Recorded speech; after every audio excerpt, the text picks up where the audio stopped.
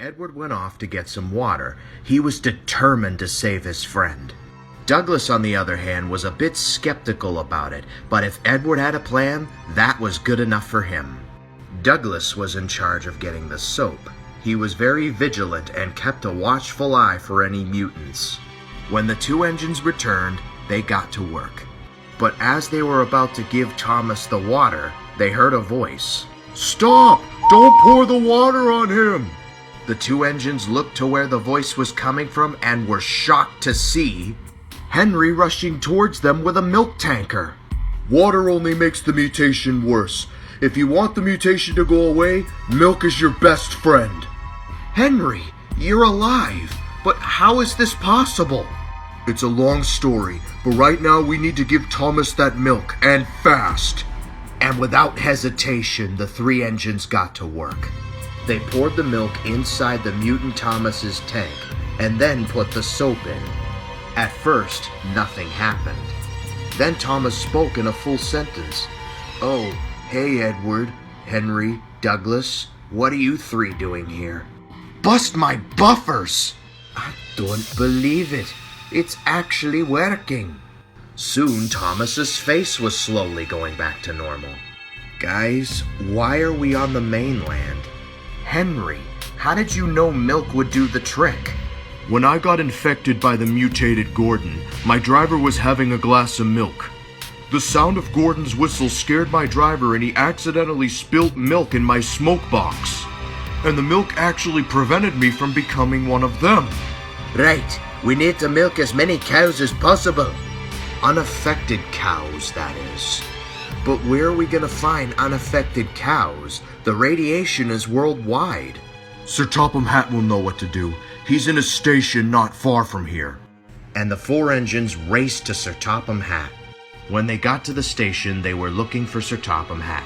Sir, it's me, Henry, and look who I brought with me." Sir Topham Hatt walked out of the station and was surprised to see them. "Edward, Thomas, Douglas, it's so great to see you three." "Sir, we may have figured out a way to get rid of this radiation once and for all. Milk and soap are the key to stopping this." "Milk? But how are we going to get enough cows to cure all the engines?" "I'm sure goat milk will work too." "Then it's settled. We need as many cows and goats as we possibly can. Thomas, you're in charge of the goats, and Henry, you're in charge of the cows." "You got it, Edward." "I'm on it, Edward. And Douglas, you're with me on mutant duty." "Right, let's do this!" While Thomas and Henry went to get the cows and the goats and the soap, Edward and Douglas stayed behind to watch for any mutants. Things seemed to go well at first. Then they heard a deformed whistle, and a mutated Gordon was thundering towards them. "Edward, we need to get out of here." "Now hold on, Douglas. Gordon, do you remember us?" Gordon didn't say anything. He just kept puffing towards the two engines. Gordon was followed by a mutant James and a mutant Percy. The three engines surrounded Edward and Douglas and were about to infect them, when Thomas and Henry arrived in the nick of time and sprayed them with the milk and the soap. The formula worked and the three engines went back to normal. Oh, the indignity? "Edward, what the hell happened?" "This was all my fault." "Yeah, no kidding, Faddy. I lost my brother because of you." "Douglas!" "No, Edward, Douglas is right.